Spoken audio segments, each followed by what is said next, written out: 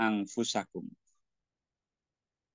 Tetapi jadi yang pertama, ya, kenapa kehilangan cahaya? Kenapa orang-orang munafik di hari itu kehilangan cahaya? Yang pertama adalah walakinnakum fatantum anfusakum. Yang pertama, kalian menjatuhkan diri kalian pada fitnah. Maksudnya gimana? Jadi orang kehilangan iman itu nggak langsung, ada prosesnya, bertahap demi tahap, step by step. Tahapan pertama adalah dia menjatuhkan dirinya ke dalam fitnah. Kalau yang mengikuti beritanya Puff Didi ya, yang ini ekstrim sih, tapi nggak apa-apa saya kasih contoh itu. Puff Didi itu artis Hollywood terkenal. Jadi kalau seorang sudah mau masuk ke dunia itu fatantum anfusakum, sudah menjatuhkan dirinya pada fitnah. Nah, soal nanti di bawah sejauh mana, hufar, nah itu tahapan berikutnya. Tapi ketika seorang memilih jalan itu, jalan apa namanya yang penuh dengan gemerlap keindahan kenikmatan duniawi, itu namanya fatantum anfusakum. Dia menjatuhkan dirinya dalam fitnah yang dia nggak jamin bisa melaluinya. Dulu kita kenal tokoh-tokoh mulia ya, yang dikenal Ustadz, tokoh izin agama. bisa share videonya, Ustadz. Oh ya, baik. Ya, jadi fatantum anfusakum itu maksudnya orang menyengaja masuk ke dunia fitnah, dunia malam, Kak. Masuk ke dunia hiburan. Yang awalnya mungkin baik-baik saja. Dia nggak tahu apa yang dibalik gemerlap itu. Masuk ke dunia ya maklar apa ya. Ya kita tahu bersama ya dunia hitam itu ada level-levelnya. Shadow ekonomi juga ada ya. Jadi kadang kalau kita nggak tahu yang yang gitu-gitu, mending nggak tahu aja gitu. Karena kalau sekali kita masuk susah keluar, susah keluar. Awalnya mungkin siapa tahu lah menambah wawasan ya. Tapi ternyata di dalamnya itu jauh dahsyat yang tidak bisa dikendalikan. Yunaduna malam nakum ma'akum qalu bala walakinnakum fatantum anfusakum. Tahapan berikutnya adalah watarabastum. Kalau orang sudah menjatuhkan dirinya pada fitnah, yang kedua adalah kalian akan tarabastum, procrastination. Ya. Jadi dia itu akan apa namanya menunda-nunda, baik menunda-nunda amal soleh, perintah, sholat jadi ditunda-tunda. Kemudian menunda-nunda untuk tobat. Nah ini pesta terakhir. Ini minuman yang terakhir. Ini judi yang terakhir. Seru kayaknya. Habis ini saya mau tobat. Nanti malam saya mau tahajud, sholat tobat. Pokoknya mengakhirinya nanti malam. Lalu dia tertidur dan bangun dan besoknya seperti itu lagi. Tarobas itu. Jadi kalau orang itu belum pernah berzina, itu pengalaman pertama berzina akan berat sekali. Tapi kalau sudah berkali-kali, dia akan menghentikannya susah sekali. Orang berselingkuh, orang melakukan dosa-dosa besar itu kan diawali tahapan-tahapannya. Kemudian wartabtum. Ya, ini yang tahapan yang sudah mulai di pinggir jurang, pinggir jurang tuh gini. Awalnya dia masih bersalah kan. Saya pernah ini pengalaman saya ditelepon teman saya, senior saya lah. Ini aku resign. Loh, ngapa Mas? Baik-baik saja gitu. Aku kuat gitu. Jadi dia ya masuk ke dunia industri dia yang kita nggak saya sebut. Yang dimana itu circle-nya atasannya jam 5 bulan Ramadan ngajak ngopi ya itu kan susah banget. Yang gitu-gitulah. Bukannya ya kita dalam dunia kerja kan kadang menghadapi saya nggak paham apa yang situasi beliau tapi dia memilih untuk itu fatantum anfusakumnya itu dia menarik. Karena dia kecil dari dunia pesantren, kuliahnya agama gitu. Jadi enggak dia memutuskan jual saya balik saja. Karena kalau diteruskan dia akan itu taruh bastum, tabtum. Awalnya mungkin merasa bersalah itu. Tapi lama itu, nah itu karena takwil ulama tafsirannya itu kurang kurang moderat gitu ya. Jadi sudah mulai hal-hal qat'i itu dijadikan syubhat, hal-hal yang mutasyabihat, yang tadi debatable. Padahal itu sebenarnya sudah maklum bidaruroh, suatu yang sudah disepakati ijma bahwa itu salah. Dan yang tahapan terakhirnya adalah wagharat kumul amani, ditipu oleh angan-angan kosong. Jadi kalau ada orang murtad yang dulu kita kenal tokoh agama, ada yang orang melepas hijabnya yang dulunya kita kenal jilbabnya besar gitu ya. Itu tahapannya ini fatantum angfusakum, dia circle-nya buruk, teman-temannya buruk. Apa sih resiko teman buruk? Dia akan mudah berprasangka buruk kepada orang baik dan berprasangka baik kepada orang buruk. Itu sudah dijelaskan bahwa teman itu akan menyeret kita. Teman sebagai close friend ya, bukan teman sebagai rekan sejawat atau rekan ya sebatas kenal, itu ya kita tidak bisa menghindarkan diri ya. Hatta jaa amrullah, sampai datang ketetapan Allah, ajalnya sampai. Dia belum sempat tobat, masih ditunda tarso ya. Ditipu angan-angan kosong. Jangan-jangan agama ini enggak valid. Jangan-jangan Tuhan tuh ada nggak sih? Nah, mulai seperti itu. Wartabtum wa gharatkumul amani. Dan kalau itu semua sudah hilang, sudah nggak berharap surga, nggak pengen mendapat ridho Allah, nggak takut neraka. Apa sih motivasi orang? Kesenangan, kepuasan. Dan manusia itu, ya kata para ulama itu kan, nafsu manusia itu seperti kuda. Kalau dibiarkan makin liar, makin kencang. Tapi kalau dikendalikan nafsu itu, ya kuda bisa ditundukkan.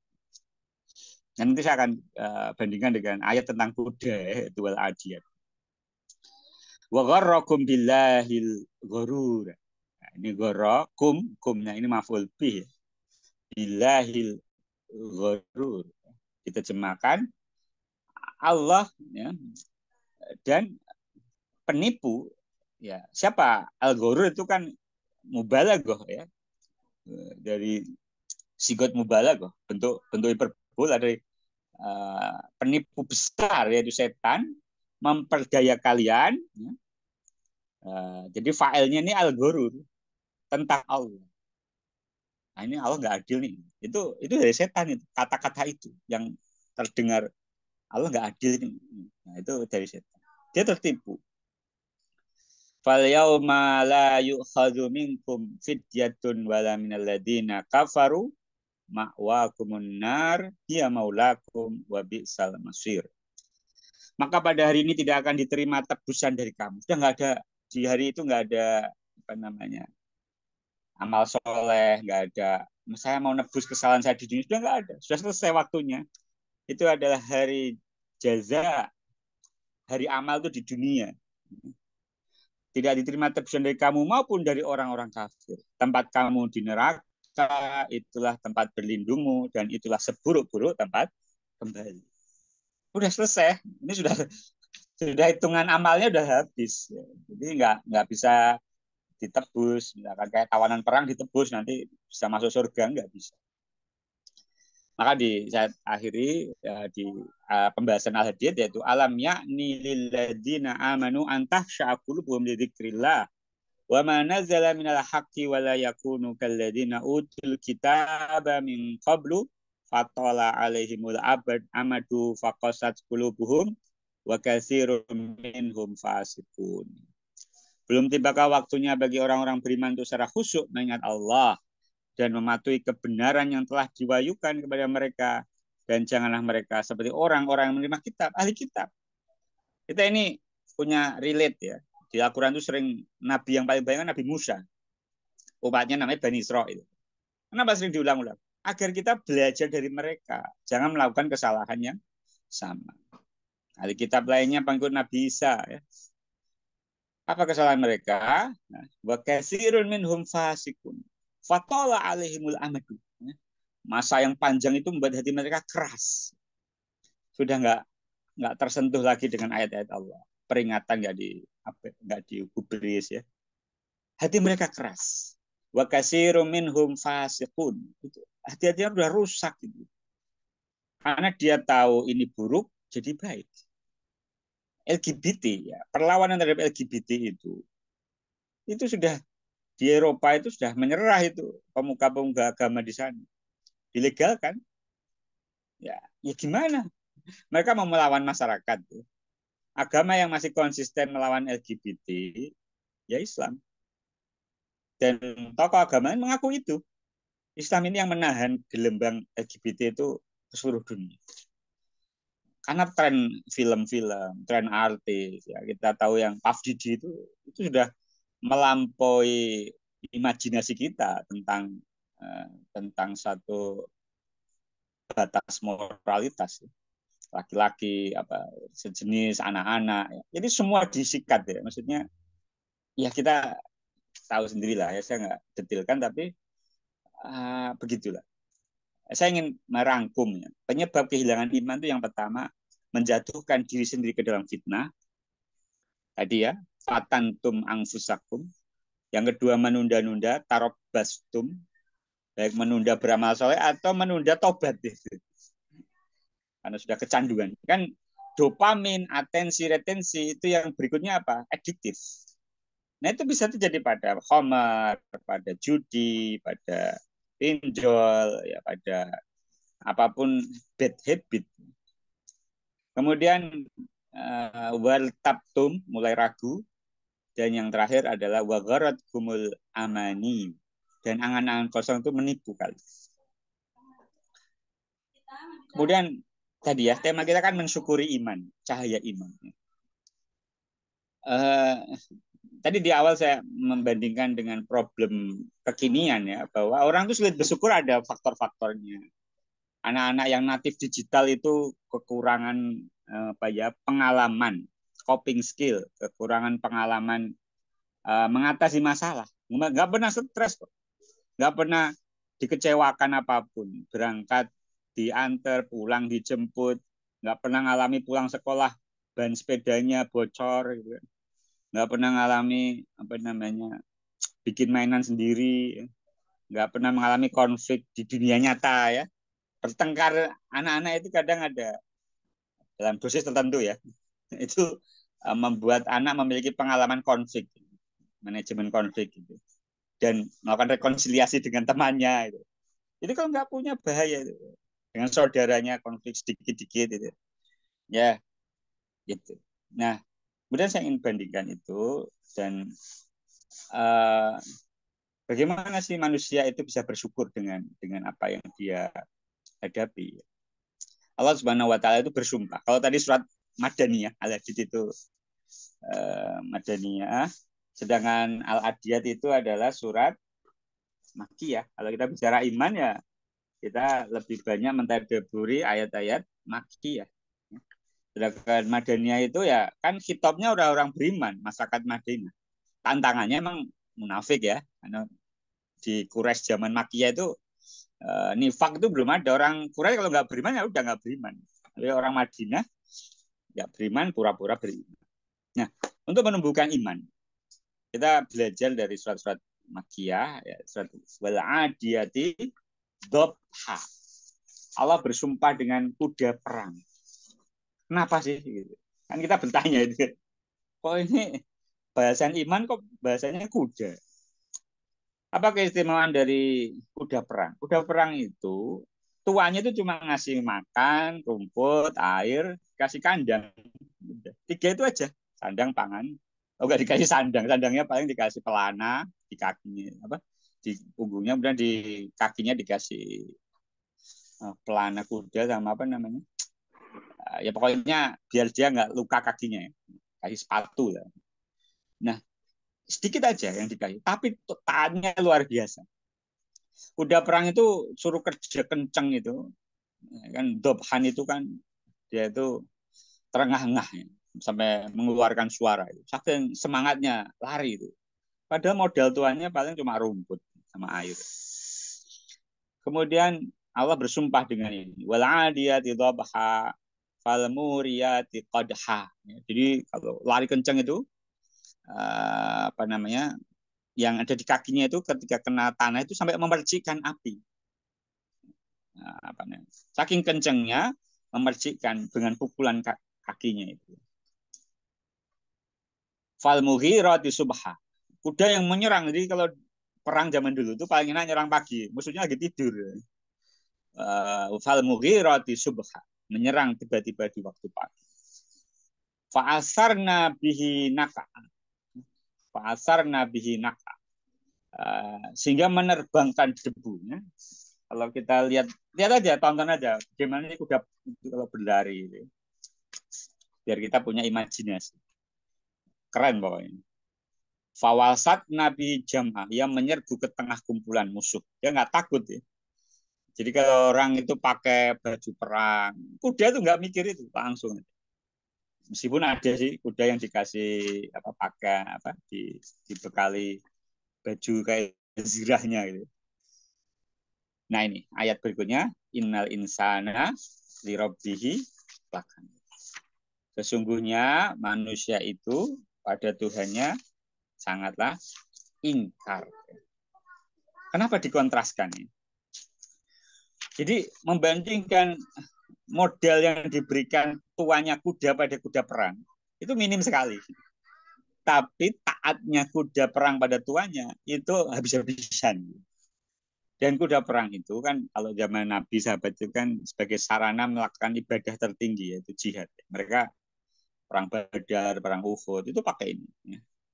Sehingga mereka punya imajinasi yang ada di depan mata mereka. Kuda itu taat sekali pada tuannya, modalnya sedikit. Sedangkan manusia ya, kasih rumah, makan, pekerjaan, semua kemewahan, kenikmatan dunia hari ini. Semewahnya Fir'aun itu sama kita kalah, Bu. Fir'aun nggak punya AC, Bu. Kalau dia pengen AC itu anak buahnya suruh ngipasi. Kendaraannya Fir'aun itu ya kayak kita orang desain lah, gerobak gitu. Apa namanya? Kereta kencananya Fir'aun itu sama kita kalah, Bu. Jadi jauh lah. Innal insana lirabbihi lakanut. Jadi manusia itu sangat kontras dengan kuda perang dalam hal mentaati kalau kuda dengan tuan, kalau manusia dengan Tuhan. Rob, lirabbihi lakanut. Kata kanut ini juga betul mubalaghah.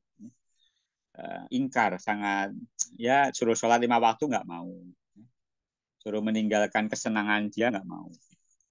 Dan di ayat berikutnya, ya, ini juga tidak membuat kita membenci harta, enggak ya.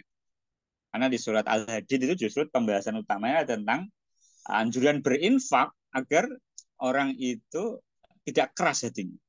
Karena salah satu cara menumbuhkan iman itu dengan berinfak di jalan Allah. Menyantuni fakir miskin, anak yatim, itu menumbuhkan iman. Dan di surat Al-Adiyat, harta itu disebut dengan apa?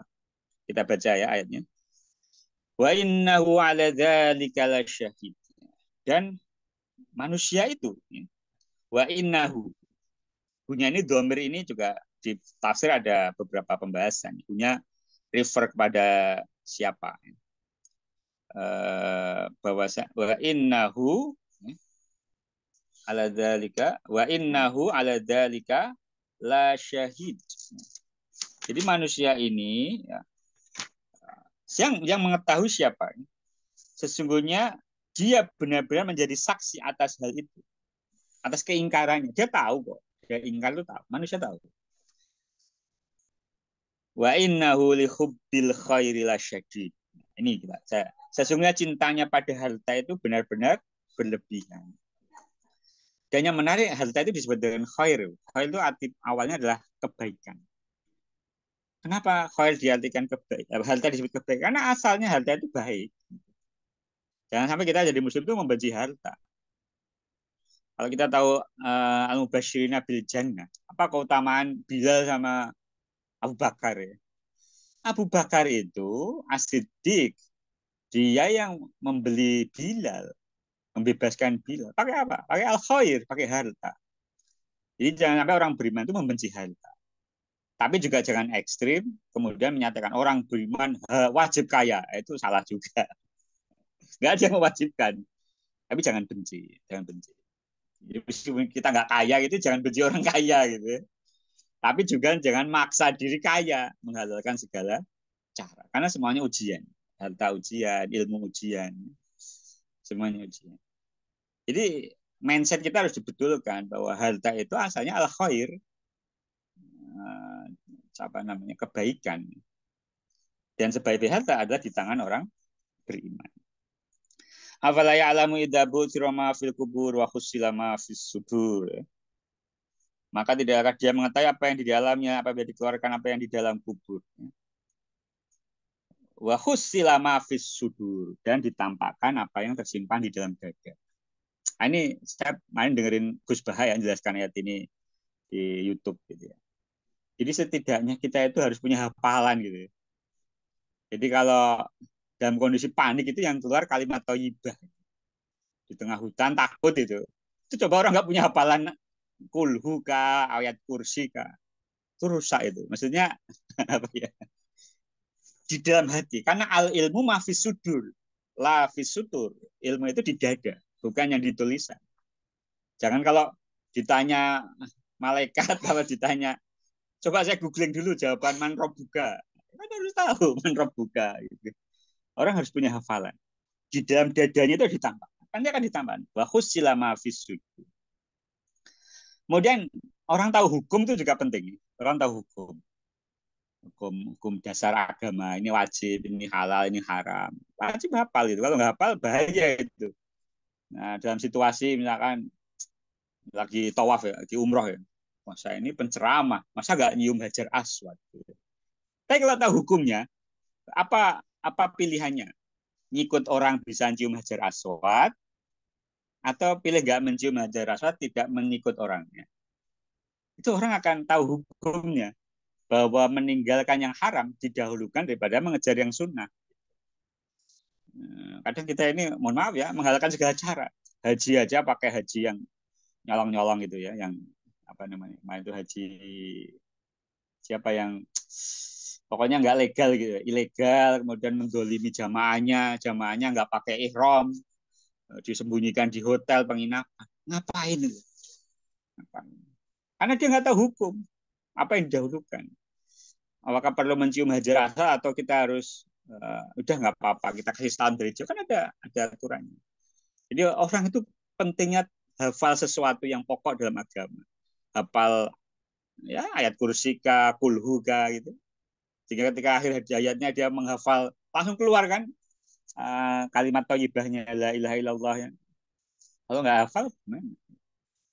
Wa husila ma sudur, ditampakkan apa yang tersimpan di dalam dada. Inna rabbahum bihim yauma idzil lakhabir. Sesungguhnya Tuhan mereka pada hari itu benar-benar maha teliti terhadap keadaan mereka. Jadi sahabat-sahabatku semua, kelihatannya ini kak meloncat ya antara bahasan dopamin, atensi retensi, kemudian ke cahaya iman, kemudian ke kuda perang. Tapi saya ingin menyatakan begitu. Apapun masalah terberat Anda, ya, entah yang terpisah dengan pasangannya, yang kehilangan orang yang dia cintai, yang kehilangan pekerjaan. Ingat, kita ini masih hidup dan kekayaan terbesar kita adalah iman. Waktu kita ini adalah waktu yang dicemburui oleh mereka yang sudah terbujur kaku di bawah tanah. Sehingga kalau sahabat-sahabatku semua masih bisa sholat 5 waktu, itulah nikmat terbesar. Syukuri itu, karena itulah cahaya iman yang akan tabungan kita ya.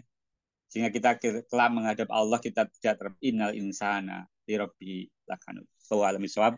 Aku lupa lihada. Assalamualaikum warahmatullahi wabarakatuh. Waalaikumsalam warahmatullahi wabarakatuh. Eh, Alhamdulillah kita sudah mendengarkan tadi ya Ustadz ya.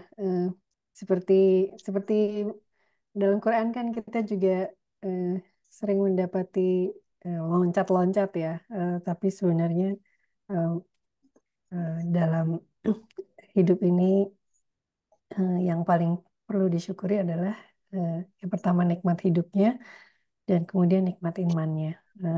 Mungkin ada teman-teman yang mau bertanya, silahkan raise hand atau menuliskan di chat.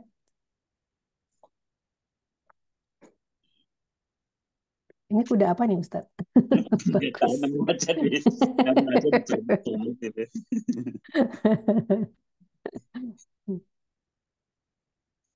Ya, Eh, saya bikin slide ya, itu nggak mikir lama, jadi saya dapatnya.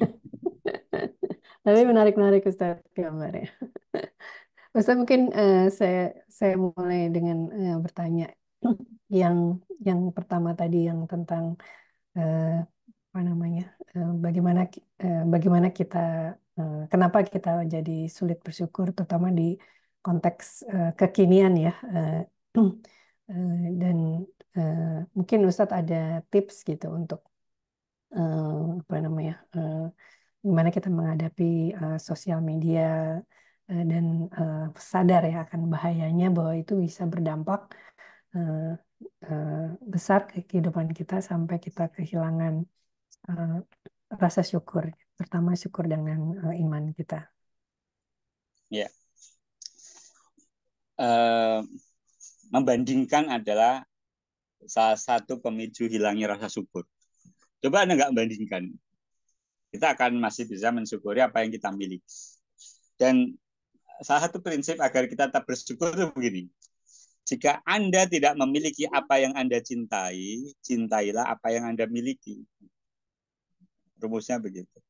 Jika Anda tidak memiliki apa yang Anda cintai, cintailah apa yang Anda miliki. Mungkin Anda punya harapan, punya pengen karir, punya pengen ya kayak orang-orang gitu ya. Kita itu kan pengen kayak orang-orang lah, piknik gitu ya. Tapi cintailah apa yang Anda miliki, aktivitas Anda, profesi Anda, anak-anak Anda gitu. Ada kata-kata ya, mungkin ini kata-kata motivator. Ya. Ada kita mengeluhkan sepatu yang jebol, padahal ada orang lain yang jangan sepatu, kaki aja nggak punya.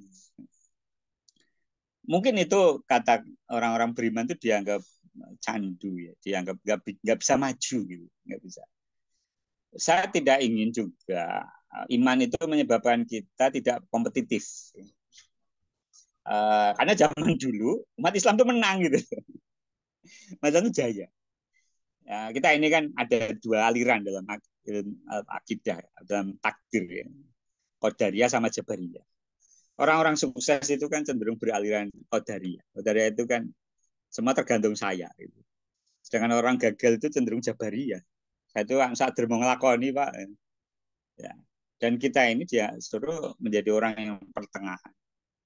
Punya harapan, cita-cita, target, goal. Saya pengen maju. Gitu. Tapi kita juga harus tahu, sehebat apapun rencana kita, main apa purpose God dispose. Jadi manusia itu bikin proposal ya, tapi Allah yang menetapkan. Uh, saya melihat ya, saya kemarin tuh beberapa hari ini tuh, saya tuh banyak nonton histori tentang G30 SPKI. Agak aneh, tapi saya nyimak wawancara semua tokoh gitu. Ya nggak semua sih. Gara-gara saya ke perpus saya baca tentang kontroversi tiga sudut. Saya penasaran itu sudut pandang para pelaku, anak-anaknya Ahmad Yani, ya, anak-anaknya Nasution, sudut pandang mereka itu menarik. Bagaimana anak-anak Ahmad Yani, Bu Amelia, dan dulu itu jenderal-jenderal itu anaknya banyak gitu. Jadi mereka itu kalau naik mobil satu mobil itu diisi semua. Gitu. Dan mereka kehilangan ayahnya di depan mata itu gimana? Itu kan gini ya, shock terbesar manusia itu kan kehilangan orang dicintai. Dan mereka bagaimana mereka berdamai dengan itu, berdamai dengan situasi itu. Apa yang membuat mereka bilang, ayah saya itu hebat. Itu udah mereka sudah jadi power ya. Nah, mereka ada yang berhasil duta besar. Mereka nggak bikin trauma masa kecilnya itu tidak menghambat mereka jadi orang hebat. Jadi kalau mereka sedih kehilangan ayah, tapi mereka bilang, ayah saya itu hebat. Pak Ian itu kan ganteng, hebat, jenderal gitu ya. dan family man gitu kan bagi anak-anaknya. Kehilangan itu berat, tapi mereka mampu apa namanya survive. Gitu. Mereka survive. Jadi itu sisi itu ya. Anda saya juga tertarik juga dari sisi analisa historisnya itu gimana sih hari-hari 30 September 1 Oktober sampai 5 Oktober saya tuh baca gitu karena bahkan termasuk saksian pelaku itu ya. Saksian pelaku saya baca. Karena ingin memperluas horizon dan sudut pandang. Membandingkan kalau seperti itu baik-baik saja. Jadi orang yang banyak baca tahu termasuk baca novel, baca kisah-kisah itu akan memperkaya kita. Akhir pekan itu sih pakai aja untuk baca novel. Saya juga baca Terelie, apa Andrea Hirata. Itu waktu habis nikah itu beli serialnya Andrea Hirata yang 4 itu, yang Laskar Pelangi sebelum ada film, sebelum terkenal lah itu. Itu apa sih? Itu memperkaya batin kita, memperkaya apa namanya. Jadi bukan untuk memperbandingkan, tapi untuk bahwa point of view itu mempengaruhi kekayaan horizon kita. Itu sih kalau kalau saya ya maksudnya mungkin juga tidak terlalu tepat atau tidak terlalu ideal, tapi horizon itu penting. Horizon, kekayaan memandang. Jangan lihat itu jadi orang itu ya jadilah dirimu sendiri, peranmu sendiri. Soal ada orang lain hebat kita mau nyontoh ya sesuai mampu kita. Jangan kita gini ya. Oh lihat Vian Andria pendidikannya kok enak ya, sekolahnya santai tapi pinter-pinter. Terus kita contoh. Kacau semua gitu. Kayak kita nginstal apa ya? Game yang berat itu, program Corel itu di prosesor Celeron itu. Hang itu komputernya. Orang itu kan nggak ngubur gitu.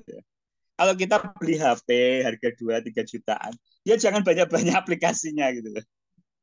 Ya kayak hukum fisika itu ya, tekanan sama gaya itu kan. Kalau orang semakin gaya kan tekanannya besar. Nggak usah gaya lah gitu. Kalau kita bisa mampunya piknik cuma ke tempat dekat-dekat rumah ya nggak usah kayak orang-orang, biasa aja. Dan nikmati itu, hayati. Main sama anak, itu asik loh. Gitu, Bu. Ya, Ustaz. Saya jadi ingat saya waktu kecil itu eh, mungkin ada yang seperti itu cerita ya. Saya masuk sekolah itu eh, kebanyakan sekolah yang tempatnya orang kaya. Kebetulan lokasi tempat tinggal saya itu nggak jauh dari kompleks dari tempatnya orang kaya gitu. Sementara saya sendiri sebenarnya ya bukan dari keluarga yang kaya, ya maksudnya kayanya teman-teman saya itu termasuk yang konglomerat lah gitu ya. Jadi waktu kecil itu SD itu saya berangkat sekolah naik beca gitu. Tapi pulang itu bisa nebeng temen naik mobil Jaguar gitu. Ya, Eh, ya. kalau saya pikir dan karena sangat-sangat dekat ya sama mereka gitu, saya bisa lihat kehidupan mereka apa namanya zaman saya dulu itu eh, apa namanya makan siang gitu, ikut makan siang di tempat mereka itu menunya itu udah ada spaghetti gitu kan. Ya. Kalau zaman sekarang mungkin spaghetti biasa. Tapi kalau zaman dulu saya kayak makan spaghetti ya mungkin kalau apa ya ada yang ulang tahun gitu atau apa ya jadi sangat spesial dan itu mereka bisa makan tiap hari gitu jadi tapi betul seperti yang tadi Ustadz bilang ya kita memperkaya pengalaman itu memperkaya kita gitu dan eh, eh, mungkin sekarang cara yang paling mudah ya adalah dengan membaca.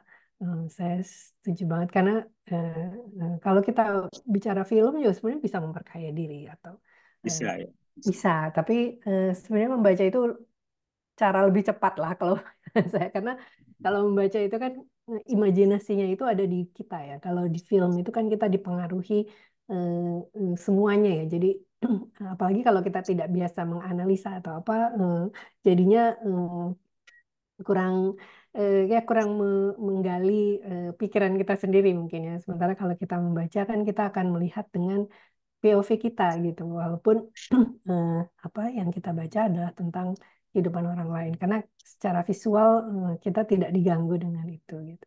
Eh, dan ya mudah-mudahan budaya baca, apalagi dalam agama kita kan sebenarnya Iqra ya Ustadz ya, Iya, iya. yang turun pertama gitu bahwa kita memang harus membaca gitu.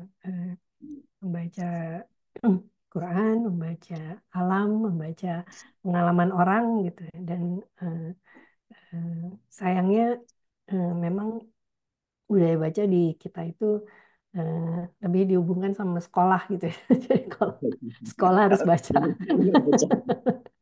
belajar pelajaran gitu. Jadi kayak nggak menyenangkan ya. Padahal eh, sebenarnya sangat banyak hal eh, yang menyenangkan ketika ketika kita bereksplorasi lewat eh, pengalaman orang lain ya mungkin Ustadz ya. Kita nggak perlu jadi misalnya tadi ya kita nggak perlu jadi anak jenderal tapi kita bisa menyelami gitu kan kehidupan kehidupan anak jenderal dengan membaca buku seperti itu.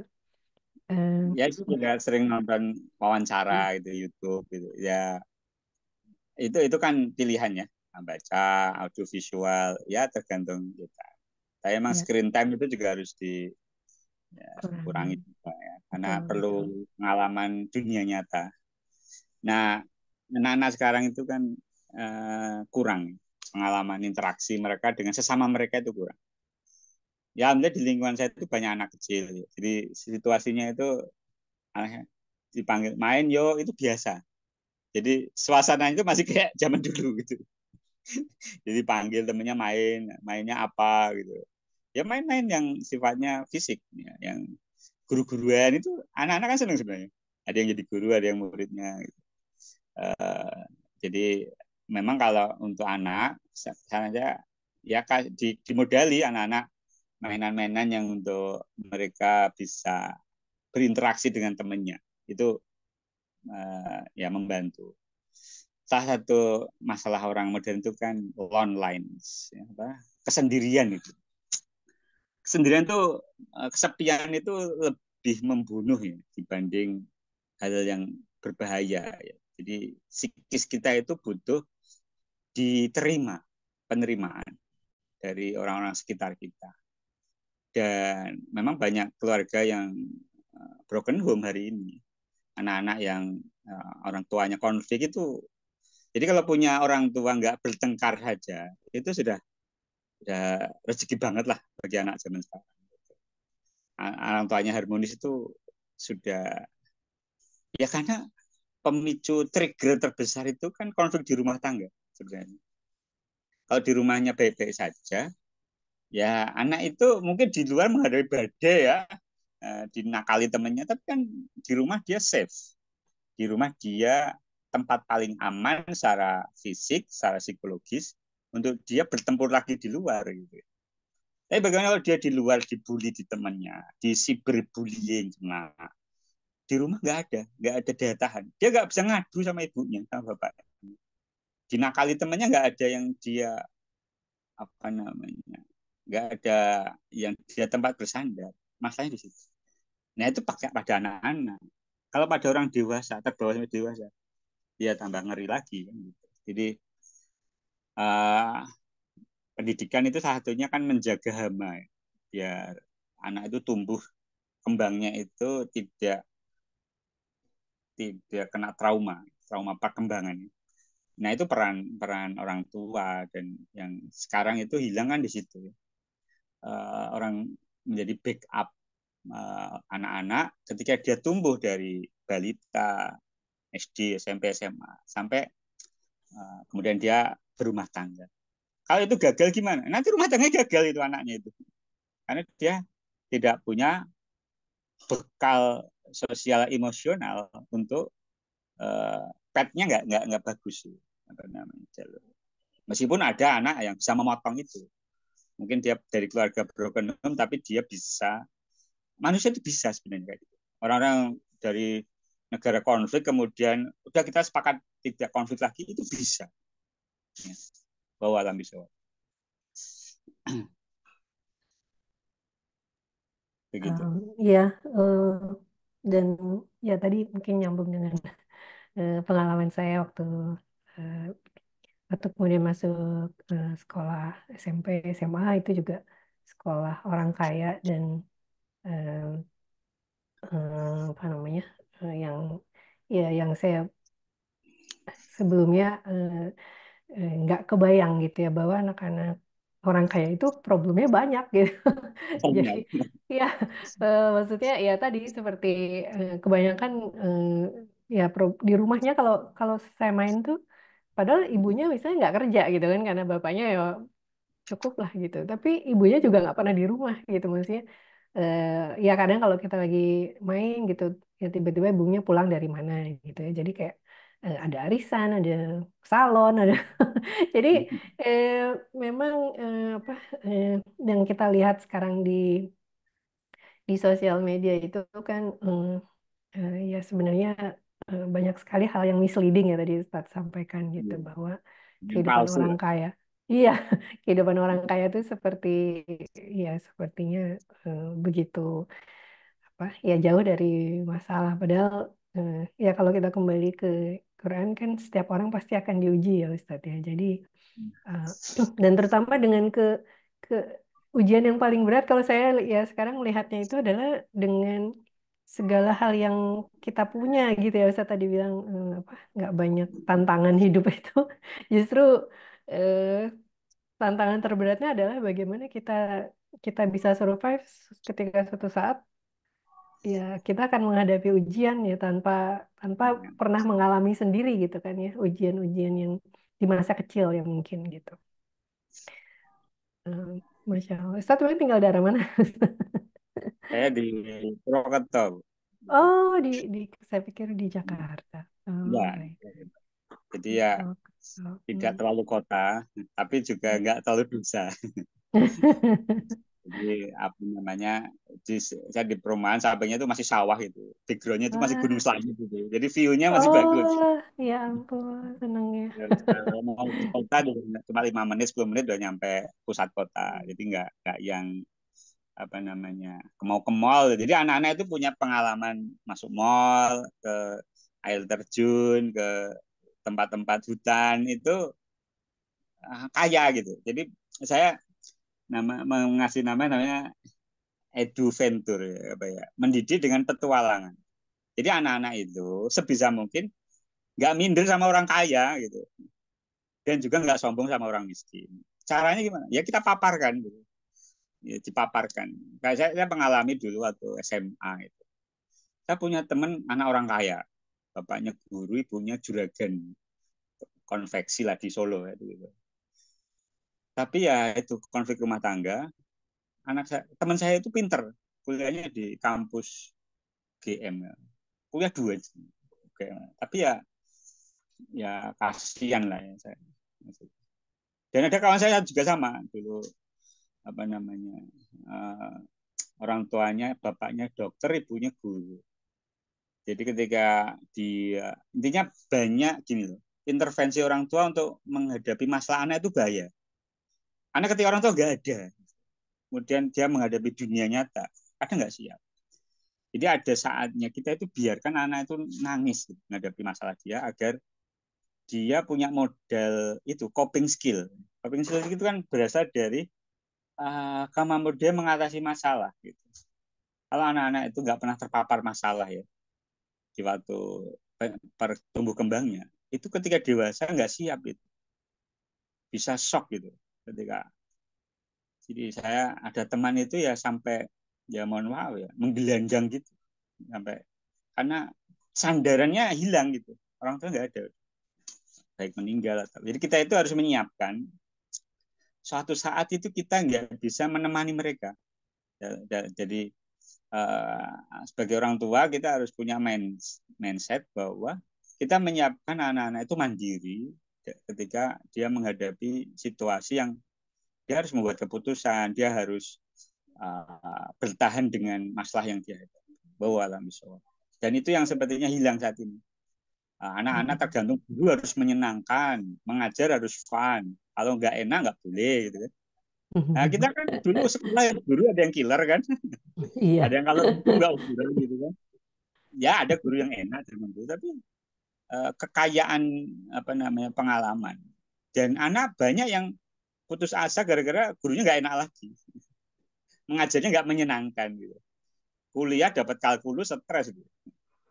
Juga dikasih trik, maksudnya dia nggak tahan dengan crack under pressure gitu. Dia Ya. pecah ketika ditekan.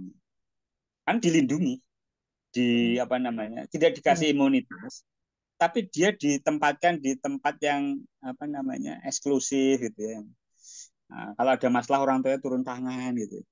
Sampai ada dosen, ini bisa-bisa ada grup WA orang tua mahasiswa yang protes ke dosen gitu.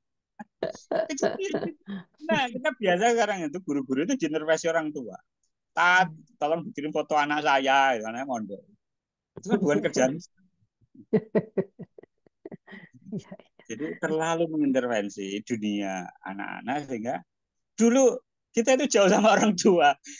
Kita dapat skor dari sekolah, orang tua tahu itu beres saja, sekolah baik-baik aja. Nggak tahu kalau kita di sekolah ada masalah itu kan. Iya, iya betul.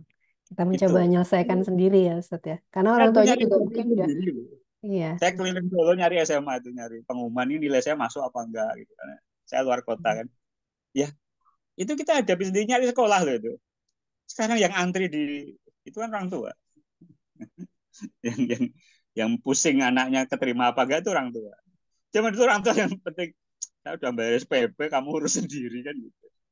Ya tentu ada backup orang tua ketika ada masalah, tapi di zaman itu orang tua nggak banyak ikut campur ketika anak sekolah kuliah.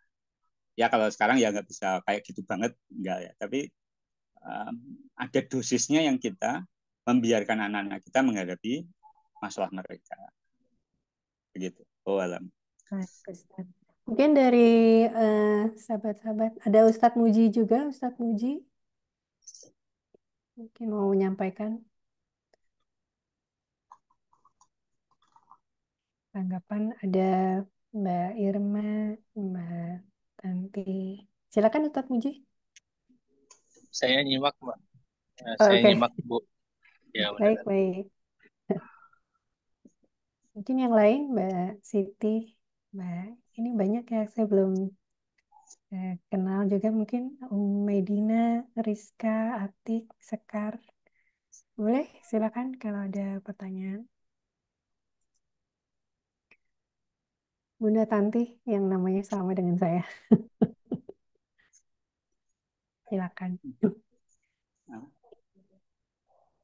iya. Siapa nih? Kalau mungkin ini terkait tadi yang saya sampaikan ya tentang eh, cahaya iman itu saya jadi ingat baru aja kemarin lihat dari apa sih videonya Dondi Tan itu ya Ya. tentang mualaf dan ada satu yang jadi tamunya itu suami istri dan istrinya itu udah lama sekali bahkan sampai eh, bertahun-tahun itu berusaha mempengaruhi suaminya. Dia istrinya ini sangat tertarik dengan Islam gitu dan sangat ingin mempengaruhi suaminya untuk masuk Islam juga gitu dan akhirnya alhamdulillah suaminya, anaknya bahkan dua orang masuk Islam. Nah, ketika diminta apa namanya untuk menyampaikan pesan gitu ya eh, kepada eh, yang Muslim maupun non Muslim, dia menyampaikan untuk yang Muslim eh, untuk mensyukuri cahaya iman gitu. Kira-kira kata-katanya seperti ini gitu karena eh, saya melihat ya perjuangannya dia untuk bisa menjadi Islam itu sampai 8 tahun kalau nggak salah itu ya dia bahkan sampai di akhir tuh dia sampai berpikir ya sudahlah kalau memang harus cerai dari suaminya dia memilih itu gitu karena dia nggak bisa dua-duanya gitu.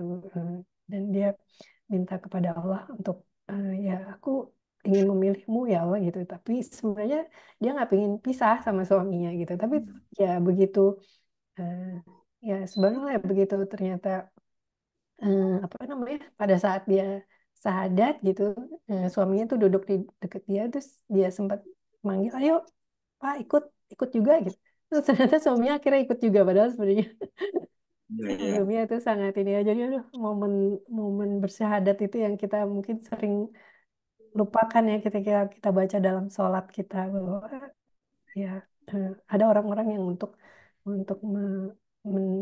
mendapatkan iman, apa namanya, mendapatkan iman atau eh, keep ya untuk menjadi Muslim itu nggak mudah gitu. Kita mungkin yang sudah dari lahir Islam, ya kadang suka melupakan itu, Ustaz ya. Yes.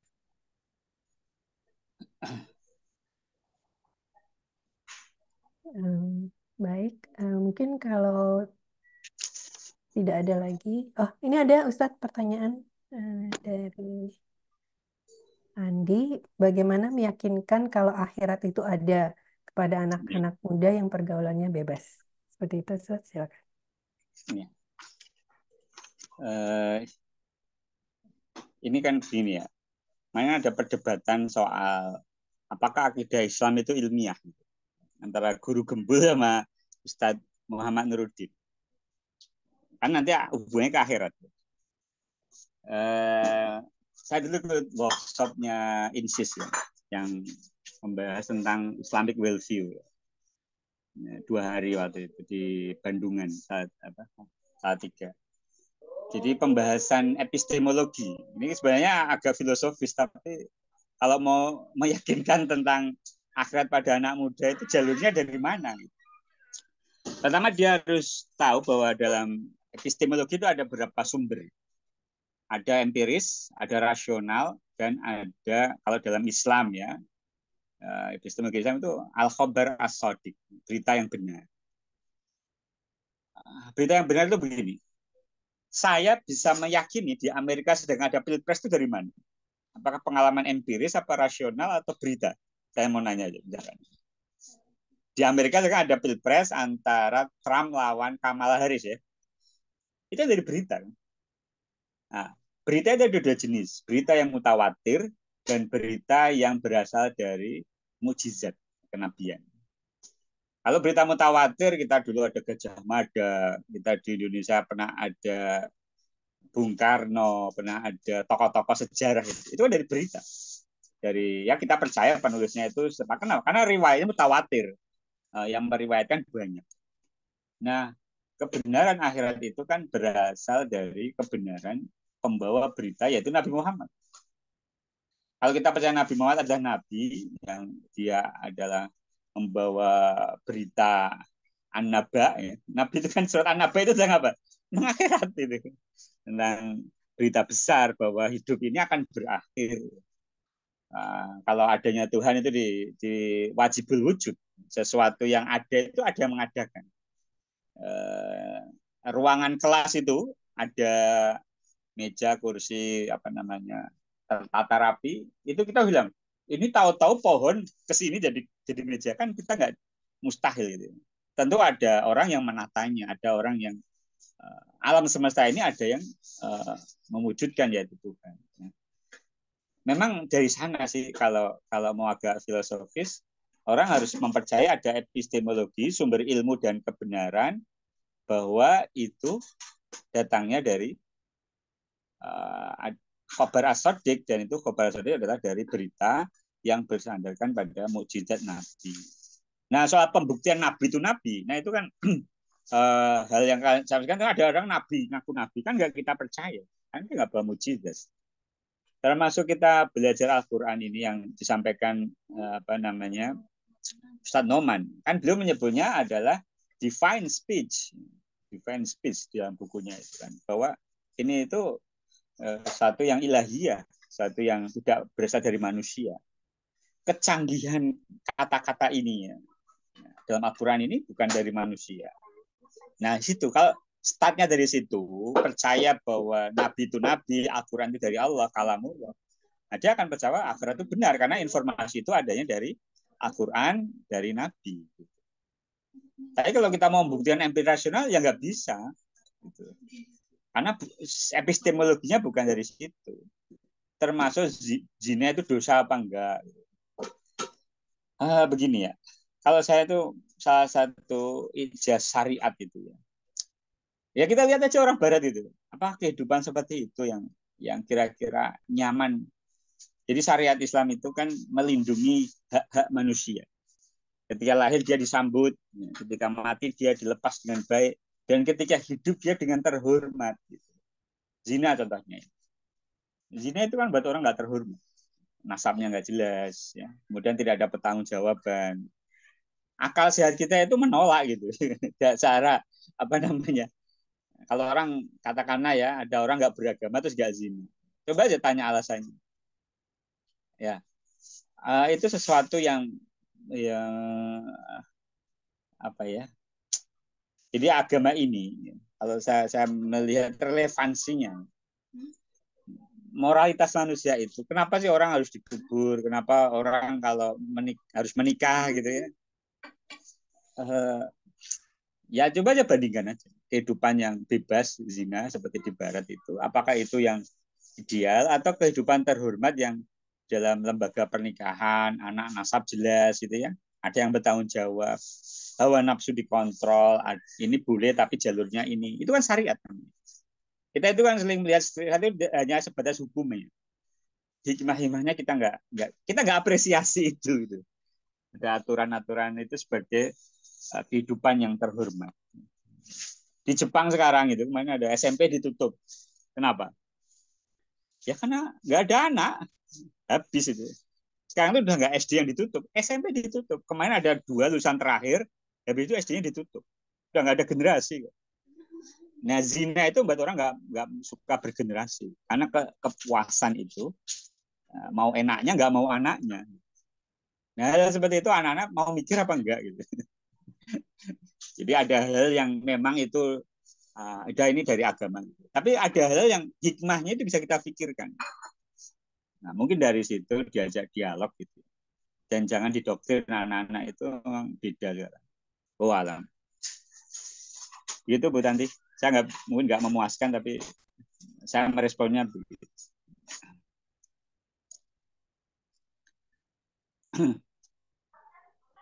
Ya, mudah-mudahan menjawab, Mas Andi. Ya.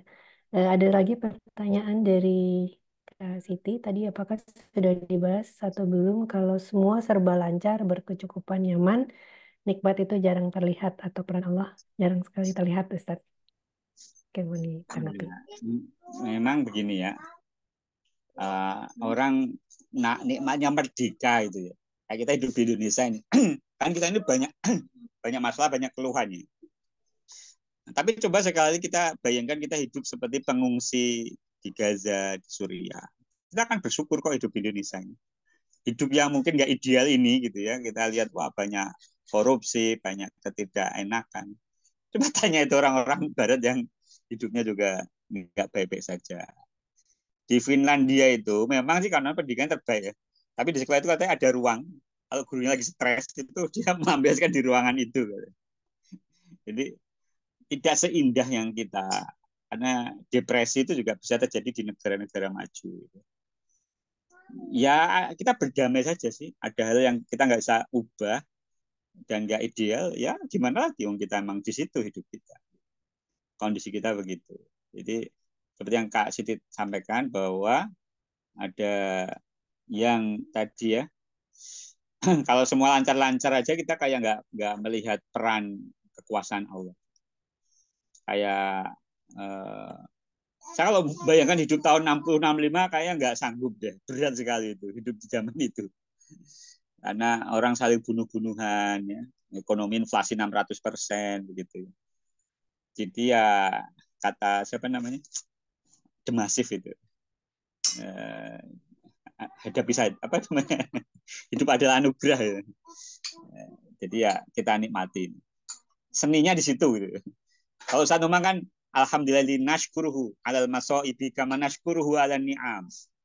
Harusnya kalau musibah itu kan bersabar ya. Tapi di dalam musibah itu ada syukurnya juga kan. Kita bersyukur pada Allah atas musibah sebagaimana kita bersyukur atas nikmat-nikmat. Di surat Al-Hadid juga ada ayat yang bunyinya likaila ta'sau ala ma fatakum wala tafrahu bima atakum. Jadi supaya kalian tuh nggak putus asa atas apa-apa yang hilang dari kalian dan kalian tidak sombong atas apa-apa yang diberikan pada kalian. Itu ada di Al-Hadid ayat ke-23. Wallahu la yuhibbu kulla mukhtalin fakhur. Yang demikian itu kami tetapkan agar kamu tidak bersedih terhadap apa yang luput dari kamu dan tidak pula terlalu gembira terhadap apa yang diberikannya kepadamu. Allah tidak menyukai seperti orang yang sombong lagi membanggakan diri. Kata Mandra, sombong amat. Bahwa alam.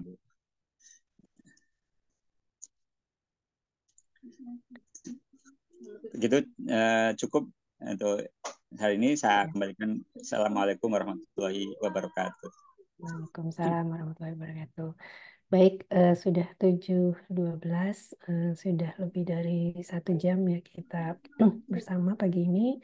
Mudah-mudahan ada banyak hal yang dapat kita pelajari. Ini ada tambahan dari Kak Siti. Jadi inti hidup itu bukan kondisi lingkungan chaos ataupun damai, tapi bagaimana bisa melihat nikmat itu sendiri ya. Tadi mungkin sudah banyak disampaikan Ustadz. Yang mensyukuri itu yang paling mudah adalah dengan tidak membandingkan dengan orang lain ya Ustadz ya. Jadi kita maksudnya tidak membandingkan dengan yang lebih di atas kita saja gitu. Cobalah lihat dengan yang di bawah kita.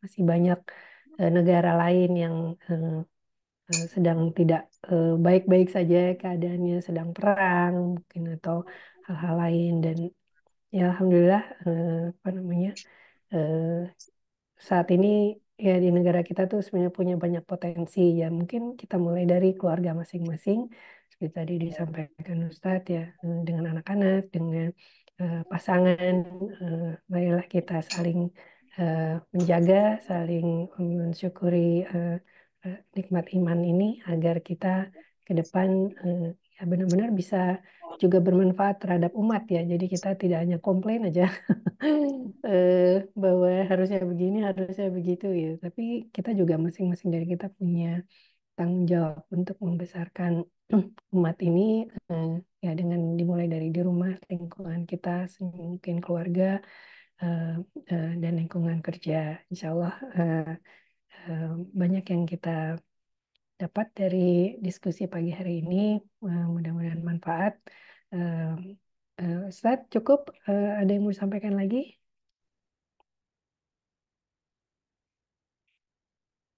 Ah, Oke, mungkin cukup ya. Mari kita tutup pengajian pagi hari ini dengan membaca kafaratul masjid.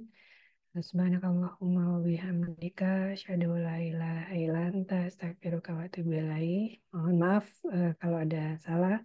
Tadi juga sempat terputus Zoom-nya. Mudah-mudahan ke depan kita makin baik lagi. Assalamualaikum warahmatullahi wabarakatuh.